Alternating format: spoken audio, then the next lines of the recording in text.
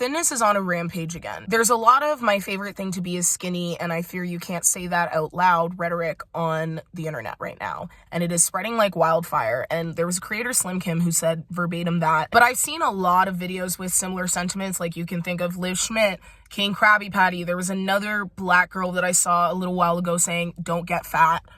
If you want to be thin, it's like the equivalent to a master's degree. And there were comments in Slim Kim's comment section saying, yeah, thinness is equivalent to a master's degree. And if we follow that logic down the river, we become a trad wife, right? But I think, and people are saying, oh, if you don't like this rhetoric, it's just because you can't get thin and you hate yourself and you hate your body. And then there's people saying, well, if you haven't been big and gotten thinner, then you would never understand this and you shouldn't be talking. I have been bigger and gotten thinner. And I also think that I and a lot of people on the internet are saying that to make this like beauty standard that is thinness, to really over-identify with it in a way where you think that that's what's bringing you happiness, or even saying it's my favorite social privilege, which is what she said. People were comparing it to colorism. It is kind of like a white person saying, oh, my favorite thing to be is white. But people are making parodies like, oh, my favorite thing to be is light skin. Like, and it's just because she also said it is my biggest fear to not be in regards to thinness. She said, it is all that I think about. It is my biggest fear to not be. And there were so many comments. Like there was someone who said, oh, I'm 5'9", just lost 15 pounds. Now I'm down to 90 pounds. And people are like, hurrah, in the comments. There's a lot of comments saying, same, I'm so scared of period bloat. I'm so scared of getting fat. It's literally all I think about. And the sentiment is that it's all that they think about. And so she did sort of start this campaign because I didn't realize that the thin bitches thought that they were oppressed. They oh, it's not, body positivity is made bullying for skinny people. Some people actually don't get jobs because the employer has deemed them too big. Like that, there's actual discrimination against bigger people, and there's like imaginary discrimination, maybe prejudice at certain apexes against, I guess, thin people feel that way. But like this whole like, oh, I'm Joan of Arc, I'm leading a battle cry for the skinny bitch. Oh, I'm just so tiny and nobody gets it. And then the fact that any critique is called, well, you guys are just insecure.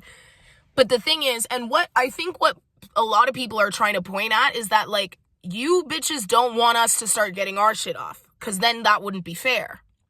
Because there's a lot, everybody has something that they could flex about, whether it's like, everybody has, most people have some sort of thing that they can flex about, or some sort of privilege that they intentionally don't throw in people's face, because not only is it rude and like a weird sort of tone deafness, because if you're already skinny, first of all, why are you not satisfied with it enough to shut up about it? Like in regards to, you sound like you're obsessed with it because it hasn't fulfilled you, right? When you can't stop thinking about something, it hasn't served you. You're not full. No pun intended. But like, to foster a comment and it's not about like, I'm not blaming Slim Kim, okay, because again, this has been a larger rhetoric, and people are mentioning and saying like, hey, how interesting that Trump just got elected and groceries are way too expensive, we're moving way further to the right, to trad wife culture, and we could be approaching a famine, and whenever this happens, thin is way more in, but after that, it will be the people who are thicker who look wealthier, because it will be hard to get food. So it's, I do think it's a weird flex. And by a weird flex, I think it's dangerous, because what I've started seeing now is girls taking that sound and doing Pilates to it, saying my favorite thing to be is skinny. It's all that I think about, and it's my biggest fear to not be. And they're doing Pilates. And I really don't like that, because that does spread the rhetoric that Pilates is only for thin people, and that people in there are judging anybody who's in a bigger body for not being thin because they're scared of you, because they're scared to become you, because they're filming themselves and making TikTok videos to the sound of them saying that they're scared to become you. And I do think, like, you can't, thinness is inextricably linked to white supremacy the same way misogyny is.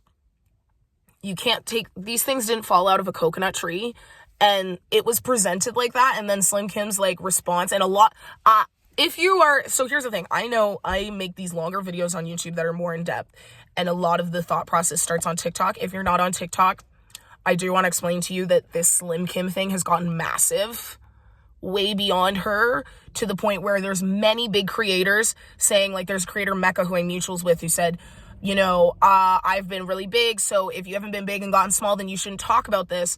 And a lot of people got upset with her because it did sort of sound in the beginning like she was defending Slim Kim. But what she's saying is the rhetoric that if you haven't lost a lot of weight, you don't have an opinion on this.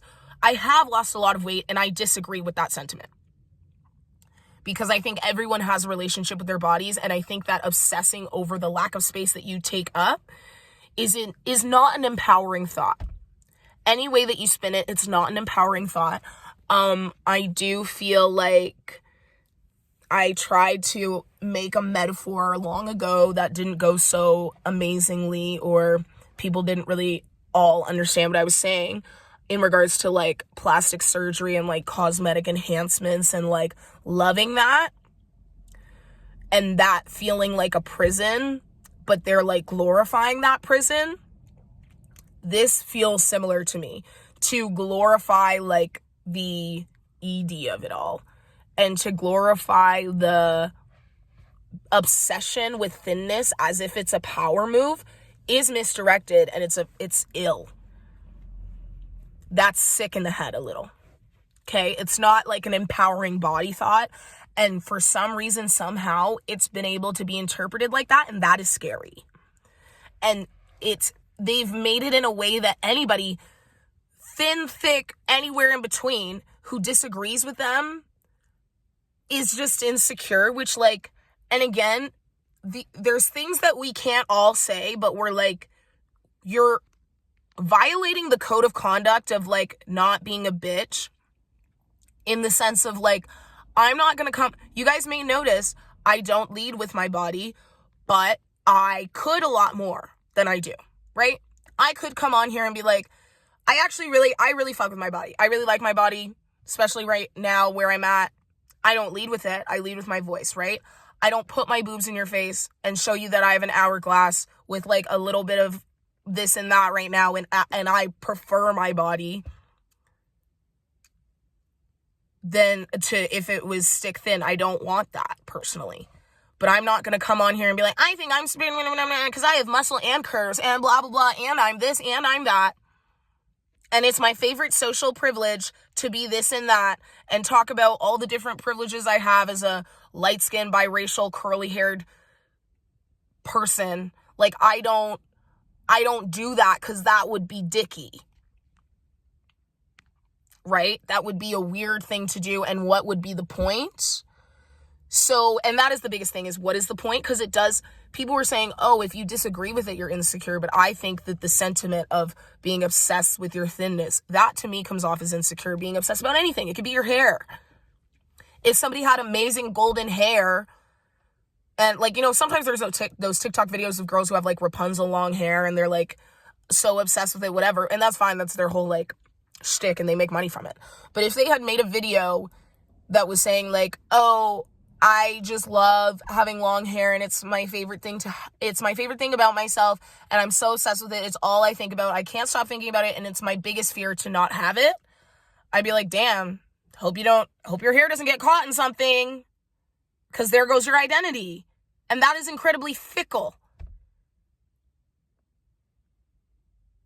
It's very fickle to base your sole happiness about yourself and your favorite thing about yourself and your biggest fear to not have about yourself off something that you will probably lose